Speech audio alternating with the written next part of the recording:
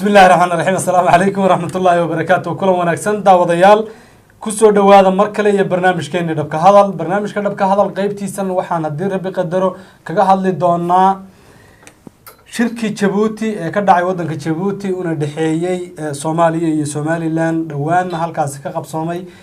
كل مان لبدا مدحويني يوفتيه كله جامنيان وكي مدو halkaas ka socday oo kadibna gudiyo loo saaray gudigii loo saaray iyo gudigii dhexdhexaadinta dalka Djibouti ka socday ay halkaas ka soo saareen qodobo lagu heshiiyay oo ay uu saxaafada la wadaagay wasiirka arrimaha dibadda ee wadankaasi Djibouti qodobadaas lagu heshiiyay kadib markii ay gudiyadu soo laabteen ee qaar Hargeysa ku laabteen qaar ay Muqdisho ku laabteen qoladii Muqdisho iyaguna maaragtay waxa ay si taakiidiyeen qodobadii la sheegay in lagu heshiiyay ee wasiirka arrimaha dibadda halkaasi Djibouti ka sheegay ayay iyaguna filla Soomaaliya marka ay tageen ama Muqdisho ay tageen ayay halkaas iyaguna ka sheegeen in maaragtay qodobadaas lagu heshiiyay isla markaasina ay xaqooda fulin doonaan si walba ay ahaataba haatan waxa la sheegayaa in wax ka soo kordhay arrintii ama qodobadii lagu heshiiyay in dib wax uga soo baxay wadanka Djibouti xalay warqad kale ka soo baxday warqadaasi qodobadii hore lagu heshiiyay hore loo shaaciyay oo qodobo kale lagu soo daray ama qodob kale lagu soo daray ayaa hadana dib u soo baxday iyadoo la leeyahay qodobkaas laga tagay oo maaragtay meeshii haata ku jira Somaliland iyadu way ka hadashay way ka falcelisay qodobkaasi iyo maaragtay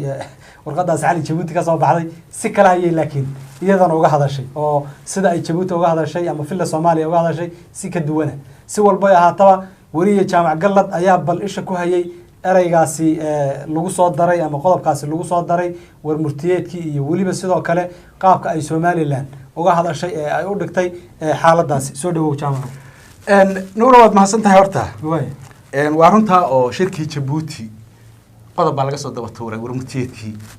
xalay ku qarsan barkii markay ahayd iyo Djibouti qodob wifi soo tuurtay xagee ku qarsan qodobkaas qodobadii la isku mari lahaa iyo kamid ahaa wuxuu ahaa qodobka Djibouti baa go'aamisay qodobka isdhexgalka bulshada ilaa hadda wax go'aamiyay lama yaqaan laakiin sida warmurtiyeedka lagu yiri waxa go'aamiyay ama isku waafaqay gudiyo heer wasiir ah yaa isku waafaqay goorta ay isku waafaqeen laakiin lama sheegin ma xilligii hore ma xilli hadda ma xalayba ma shalayba ma maanta ma goor uu yahay lama sheegin laakiin waxa la yiri shirkii warmurtiyeedkii ka soo baxay shirkii Djibouti waxa laga soo daba diray amaba lagu darayaa amaba lagu kordhinayaa qodobka isdhexgalka bulshada labada dawlad Somaliland kaasoo kala diiday kaasoo ma hadda waa laga soo daba tuuray markii hore Somaliland waa tadiiday tilide waxaan annaga maaragtay diyaar uma nihin hadda in la isdhexgalo wax la wadaba adigu xalal laga soo daba tuuray Somaliland markii qodobkaasi uu soo baxay wasiirkeeda arrimaha dibadda Faraton maxaa la yiraahdaa Faraton malaha carabkayga weyne Faraton iska dhahe yaa maanta isna ka hadlay yaasin xaaj xeer baa leeyahay marka Faraton wuxuu yiri wixii lagu heshiiyay qaab kale hadana u dhigayba meesha waxaan ku heshiinay annaga iyo nimankii meesha aan isku aragnay hal qodob ahaba jiray buu yiri sideedaba waxa aan ku heshiinay waxa kale oo dhan waa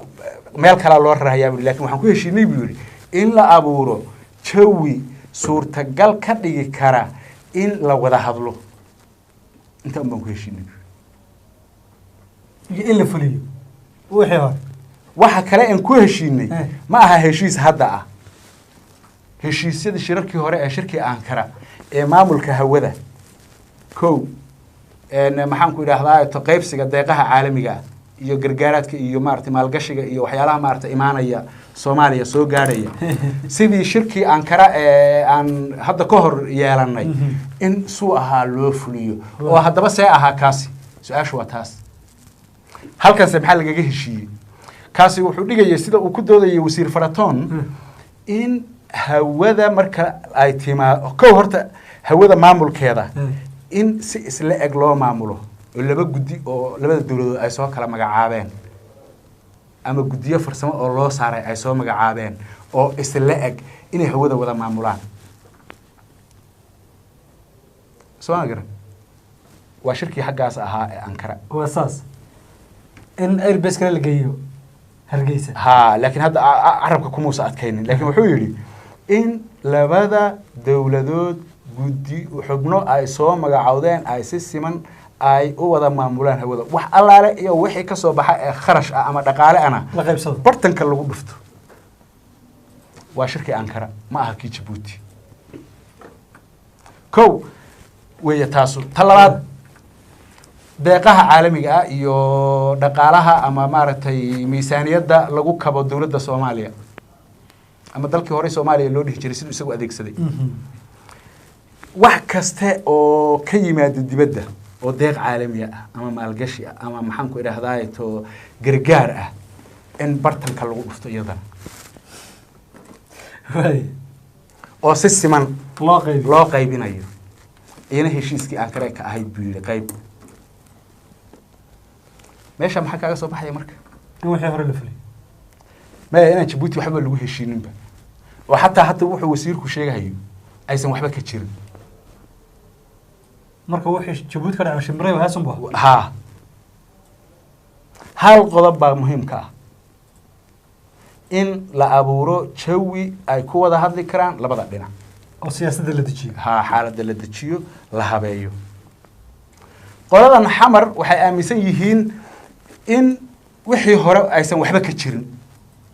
ee hadda laga bilaabo Djibouti wax walba ay ka bilowdaan wada hadalka wani barnaamijyadeennii hore ku eeri muhiimaddu waxay tahay waxa laga doodayo marka hore in laga doodo iyo waxa laga wada hadlayo reer Somaliland ama wafdigii uu madaxweyne Muuse Biixi Cabdi hogaaminayay waxay ugu dhagan yihiin heshiiskii Ankara miyaad garanaysaa waxay kuwanaysa ku diidayaan ay leeyihiin hadda aan kow ka bilowno miyaad garanaysaa iyada waxa weeye qolada Somaliland waxay ugu badisay heshiiskii hore waxay ka heleen heshiiskaas waxaan hadda uu ku doodahayo wasiir Faratoon qoladaasi markii ay xagga la isla tagay waxyaalo badan baa loo ogolaaday hawada in Hargeysa la geeyo in si siman loo maamulo in maxaan ku idhaahdaa to gargaarka iyo dhaqaalaha dibadda ka imaanaya iyadana sidoo kale Somaliland ay qaybteeda ku yeelato waxaasoo dhan baa xaggaas iyo ka soo heleen soo garan qoladan marka filla Soomaaliya iyaguna meesha waxay la tageen walaalayaalow dad isku mid ahaynu nahay wixii hore bal inaga daayay hadda aan wax walba hadda ka bilowno hadda aan heshiin wax walba ka bilowno wixii hore ka kaalaya waxaad marka kula heshiiseen hawl anaga noo taala ma aha burta dawladda federaalka ee Soomaaliya nimankaas madax ka ahaya tii un baad idinkuna madax ka tihiin ma naga daayo oo inagu hadda halkan aan ka bilowno sababtoo ah hadday furinayaan ama ay doonayaan in ay hirgeliyaan wixii lagu heshiiyay Ankara xukuumadda iyaga ka horeysay ay hirgelisay dee waa laga arki lahaa diyaar uma ay ahaa in ay furiyaan heshiisyadii Ankara nooc ay dooniba ha noqdaane hadday rabaan in halka laga bilaabo haddii halka laga bilaabana haddii halka ay ka bilaabaanna qolada Somaliland halkaas waxa ka soo gaaraysa dhanqariyo waxa jaamaco way aad baa maasan tahay waxa la yiri hadda qodobkan laga soo daba tuuray isdhexgalka bulshada isdhexgalka bulshada inkasta oo Faratoon uu hadda ka hadlay oo qodobka laftiisa uu ka hadlay oo yiri anagu saamaanaan diidina saasaan diidnay Faratoon waxa uu sheegay inay diideen socdaalka siyaasiga ama siyaasiyiinta ee bulshada iyo fanka iyo waxa ay ayna diidin waxaan ognahay Hargeysa laba fanaanadood baa ku xidhan laba gabdhood oo fanaanaa ku xidhan dhawaan bay Muqdisho tageen heesa jacayl ka soo qaadeen xitaa heesa Soomaali weyn ay ka heesa qaadeen heesa jacayl ay qaadeen Hargeysa ku xidhan yihiin waxaan ognahay wariyaasha iyo fanaaniinta iyo cid walba oo Hargeysa intay ka tagto xamar tagta in la qaban jiray Hargeysa ku soo laabtaan iyadoo oo Hargeysa ay ku xidhan yihiin fanaaniin Soomaaliyeed oo reer Somaliland say macquul ku noqonaysaa in la yiraahdo isdhexgalka bulshada waa okay anagu ma naandiidnay waliba Somaliland ku doodo horta waxna waa wixii hore waxna waa waxa hadda ah qodobkan hadda laga soo daba tuuray wixii ka dambeeya wixii xalay ka dambeeya un baan anigu u qaadan karaa in maaragtay isdhexgalka bulshada uu hirgelayo dhinaca Somaliland oo yaani aan Faratoon ku diiday anagu ma wuxuu ku dooday anagu hore ma taas waa hadal la iska yiri weeyaane waana marka si aad u fiirsan waa runtii hadalkiisa oo dadka oo dhan lama wada xidhin dad gaar ah la xidhiyay dad waxa jira aan xargu qabanin iyo dad waxa weeye iyagu mar walba ay tahay xataa dad kale haduu dambi gala loo xidho maxay kale dadka laga tira badan yahay waxa wada dadka laga tira badan hargeysa ma ogtahay ama inta badan soomaalida dhaqankeeda dad waxaa jira la yidhahdo laga tira badan yahay oo meelaha la haybsooco marka ha iyo dadka maaragtay yaryarka ah kale iyo kuwa aan la haybsooco qabiilada yar ha dadkaasaa xadhig u qabta hargeysa waxaa laga yaabaa hadda mid hadduu dembi galo in loo soo qabto mid kale oo aan shuqulba ku lahayn oo ay saaxiib una ahaayeen laakiin coldoon shalay lasoo daynaya maaha ogow dadkaas coldoon taargeed kalaa saaraa isaga laakiin fanaaniinta la xidho ee maxaan ku idhahdaa inta badan la xidho ma aha fanaaniinta reer hargeysa ee maxaan ku idhahdaa reer hargeysada quman ah reer hargeysada quman maxaa la jeedaa meesha reer hargeysihii baa laba ah aduu maxaa iga raadinaysaa reer hargeysaha qolana ay waajib tahay in la xidho qolana aan la xidhi karin intaasaa rabtaa hay xildhibaano iyo waxaa jira mas-uuliyiin dowladda federaalka ee Soomaaliya xil ka haya oo caawa hargeysa jooga ku heenaya oo federaalka xil ka haya xil waa wasiiro iyo maxaa wasiir ku xigeen iyo xildhibaano weeyaan hargeysa caawa saacadan hadda aan hadlahay joogaan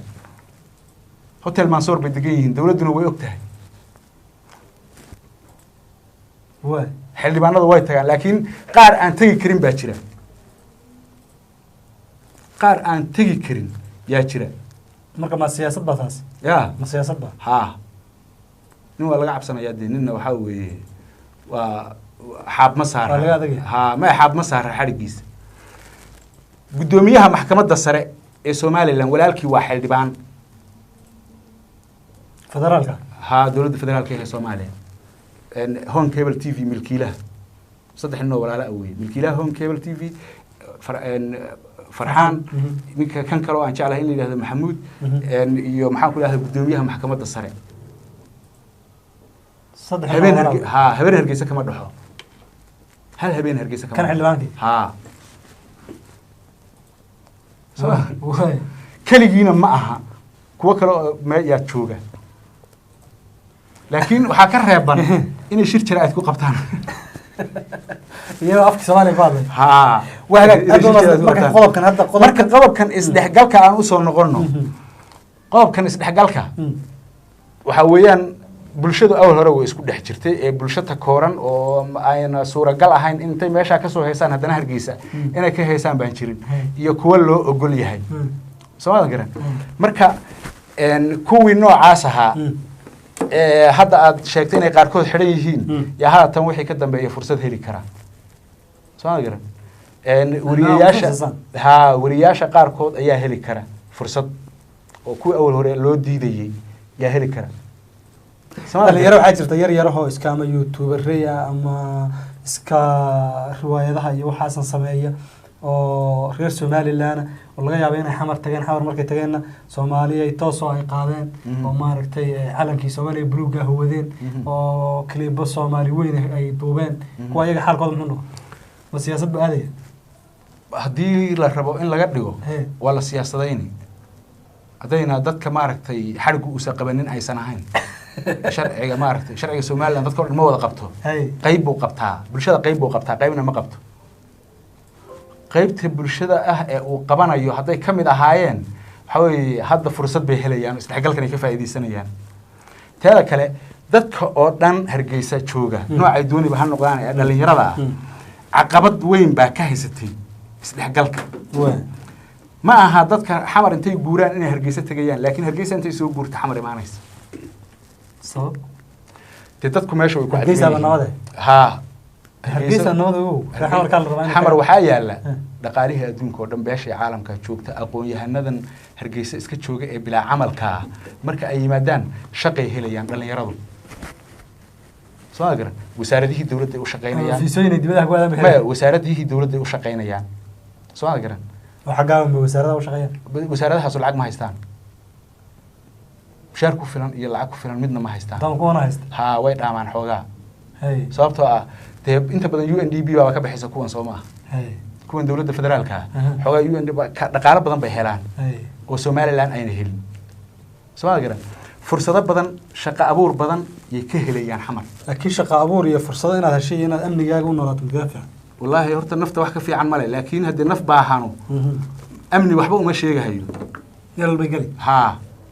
qofku markuu nolol haysto yuu ka fakiraa waxyaalo badan ka fekeraa saad nafta ku badbaadin lahayd laakiin haddaadan shaqada haynin shahaadana aad haysato oo jaamacad ka soo baxday oo kumanaan dhalinyaro 20,000 ama 30,000 oo dhalinyaro oo soo qalin jabisay 2 sano ama 3 sano oo ugu dambeysay oo iskor dhooban shaqada ciyaaray oo waxba haynin de waxa weeyaan waa dhibaato weeyaan marka dhalinyaradaas inay badda isku shubaan iyo duruufta la geli laakiin hadday xamar tagaan shaqay heli kii wariyaha shaqo heli kii maxaan ku dhahdaa youtuberka ah shaqo heli maxaan ku dhahdaa kuwii wasaaradaha u shaqeynayay Unisomta iyo baladaas loo shaqeyn waxay heli fursad kale oo fudud oo ay ku dhoofaan oo ay ku aadaan dibadaha ay dibadaha ku helaan waxa weeyaan way furfurmayaan laakiin hadda container bay ku xiran yihiin halkaas lagu horjoogaa inta xamar tagto xamar hargeysa ma buuxinayso wasaa tiri hay ma waasay tahay weeyaan waasay tahay oo dhalinyarada xamar joogta iyo dhalinyarada hargeysa joogta dhalinyarada xamar joogta in badan ka fursada badan ciidankan militariga ah hadda la qorayo nabad iyo nolol ay qorayso 95% waa reer waqooyi arrintaas soo khatar Soomaaliland ku noqon karta dhawaan de waxay diidayaan Soomaaliya waxay diidayaan haddii siyaasi tagana de bas farahay ka baxaysa marka muqdishona waxay noqon hargeysa muqdisho noqon aad baad mahadsantahay jaamaco waa yahay halkaas aan ku joojina barnaamijkaasi inta aan qaybaha kale ee barnaamijkeena dhabka hadal isugu soo laaban doono waa nuur iyo jaamaco idinkaga tegaya sidaas iyo guul iyo gobonimo wasalaamu calaykum waraxmatullaahi wabarakaatu